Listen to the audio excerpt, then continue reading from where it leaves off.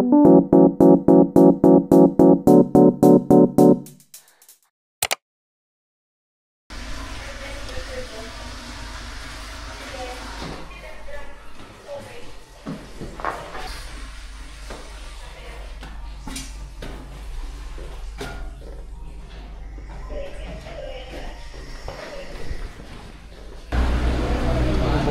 ngayon ng Maynila ng Tayo papunta para diretso na tayo sa accommodation.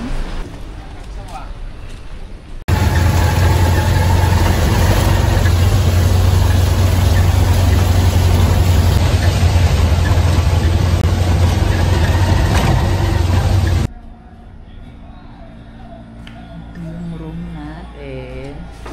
Room B7. Ay, ang cute ng design. Malamig, meron namang aircon, may TV. Okay siya, okay yung kama. And ito, merong malapit sa unan. Maliit na table, siguro mga ano ko dito, mga makeup. Then may maliit.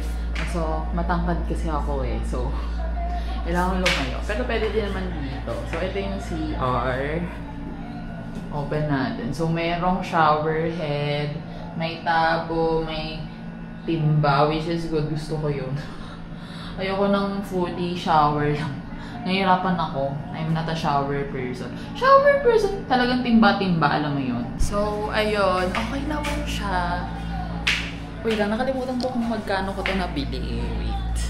Parang mura lang siya. Isa siya sa mga pinakamura na nakita ko sa Agoda. Sa Agoda nga pala ako nag-book.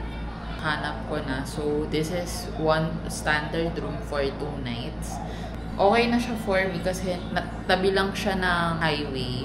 Tapos may malapit na McDo. Tapos ang lapit niya lang sa Kagsawa, yung ATV. So, tapos meron pa silang rooftop para makita mo yung mayon. Pero ngayon kasi, habang nasa tricycle ako kanina, nakita ko. Tawag dito? Hindi masyadong kita. May basta nakataklog. Alam mo yun. Hindi fully kita yung Mount Mayon. So, yeah. And that's it for the room tour. So, I'm so happy. Ngayon na ako nag-solo travel. I love it. Buti na tuloy kasi backstory. Oras na ba nagugutom na pala? Oh my God, alauna na pala. Pero ayun, backstory dapat talaga kasi sa Catanduanes ako manggagaling. Tapos maglororo ako galing Veracport papunta dito. Pero sadly na-cancel yung flight ko kahapon. Like, talagang palipad-lipad kami sa taas ng Catanduanes. Pero zero visibility talaga siya. And ayun, hanggang sa nag-decide na yung pilot to head back in Manila. Just so, for everyone's safety na din. Grabe. So sabi ko sige nang, buti na lang yung rebooking, wala siyang additional cost. Kasi ang na-rebook talaga yung automatic is Manila to Verac. Tapos pwede pala siyang palitan, like Manila to Daraga. Kasi Daraga yung binuo dito. At no cost at all. So, ayun, sabi ko tuloy ko nung halang diretso. Natatakot dito sa ako baka may makancel din yung i-rebook ng flight. But thankfully, nandito na tayo. And tuloy ko kayo sa labas naman para makakita ko. Wow!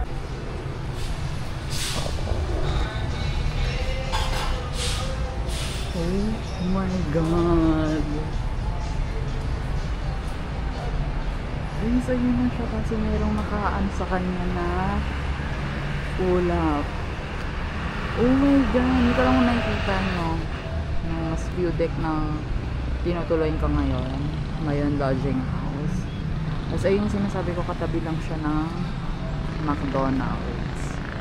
Pero let's focus doon sa... Oh my God, ang ganda.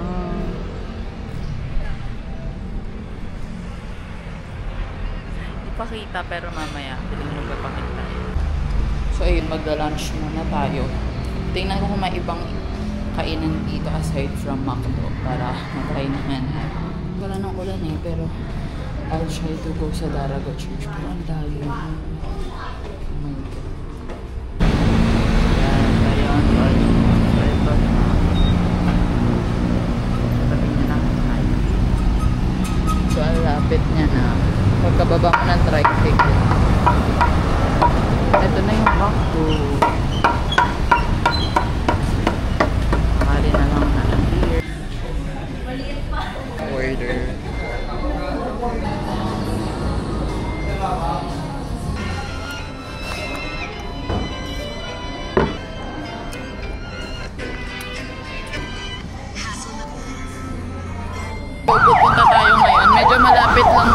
accommodation ko sa may naguwang-wang. Medyo malapit lang to sa Pagsawa. So lalakarin natin siya papunta doon. So ano magpakita na yung mayon. And you want to see it. So ayan, nakarin lang natin. Hindi lang kaya naman daw, sabi ni ate sa reception. So let's go. Video ka na lang ulit dito. Pagpaliko na ako. Saya talaga maglakad pag nasa ibang lugar. Like walang nakakakilala sa akin. Kaya lakas ng gawin ko mag-video. I love it. Dito tayo ngayon sa Daraga. Emerald. Ay, oh my God! Ito na yung Kagsawa! Ang lapit lang pala! Ito na yung Kagsawa, lapit na. Tadaan! Ito ba yun? Parang dito ata. Check ko nga muna sa maps. So, diretso lang daw. Napuntahan natin yung Kagsawa Ruins. Ay, meron palang restaurant dito. At tayo nga to.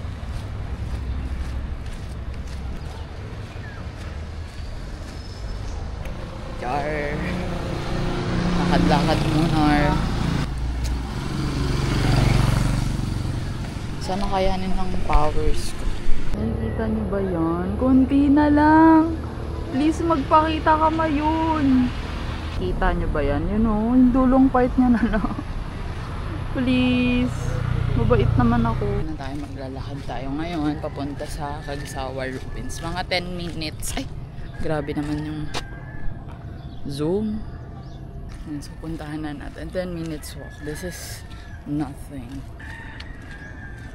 Bukas pa talaga yung ATV ko. And doon na lang ako. Okay lang basta makapag-ATV ako. Ayan, so dito daw.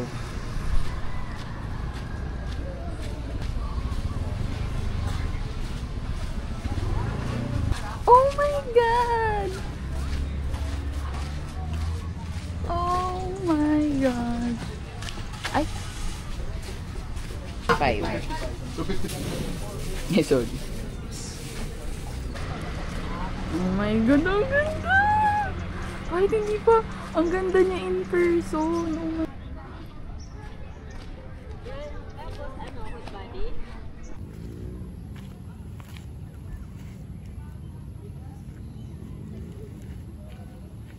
Thank you. Pakita ka na mayon. Mababait naman kami.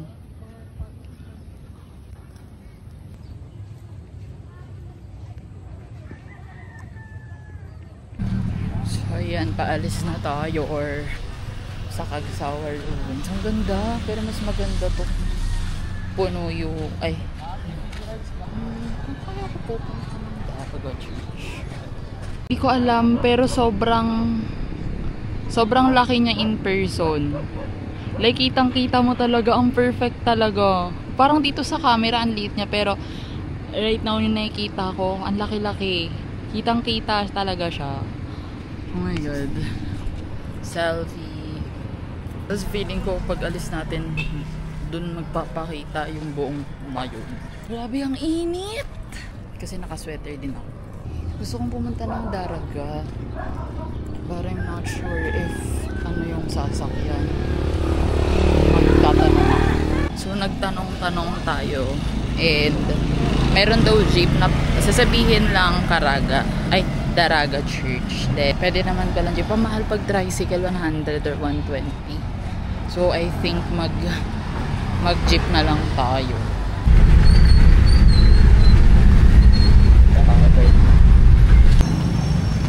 Kuya, ito na yung Daraga Church? Pa-Daraga Church? Ah, okay. Thank you. Pataas pala siya. Let's go. Oh my God, I'm out of breath. Daraga Church. Maganda.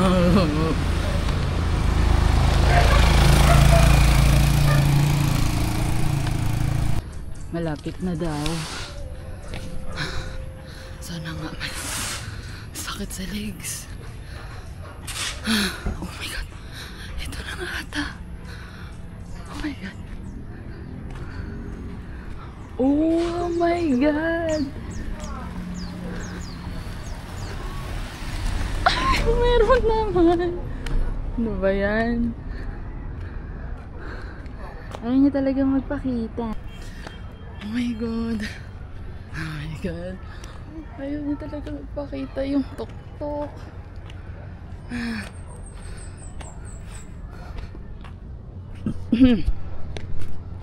Takot na ako.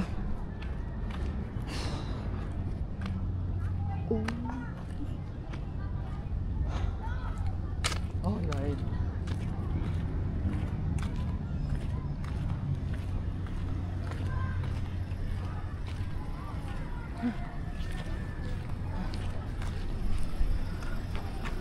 Ito na siya.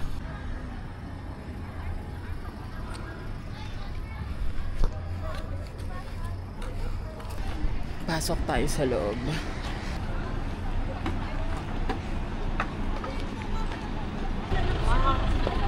Hot pa rin. Oh my God. Oh my God.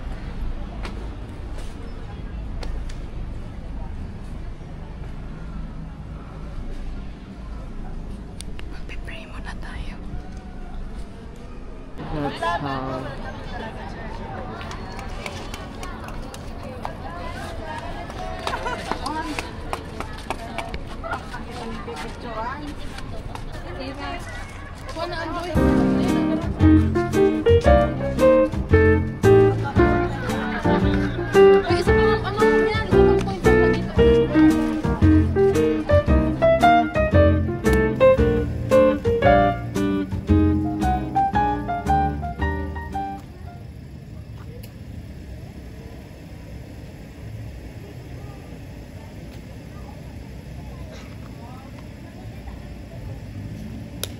Pababa na ako. Literal na pababa. So good. Ay, uwi na ako. San Roque. Inabot ng hapon ng ulan. Dito na ako sa loob ng room ko. And sobrang napagod lang ako. Ay. So, it's already 6 p.m. Magdi-dinner na rin ako in a bit. But, ayun. So far, ang ganda din. Sana bukas, umaraw na para makita na natin si Maring Mayon. Wow! Maring Mayon. But, yun. I'm so tired. Nakakapagod yung ang init sa labas. Naka-sweater pa ako. So, kahit umuulan, ang init niya pa rin. So, yan yung isa kong kanina grabe yung pawis ko. So, kakain na muna ako, baka hindi ko na ma-videohan. And that's our day 1 here in Bicol, in Legazpi, Albay. So, super pagoda. Bye!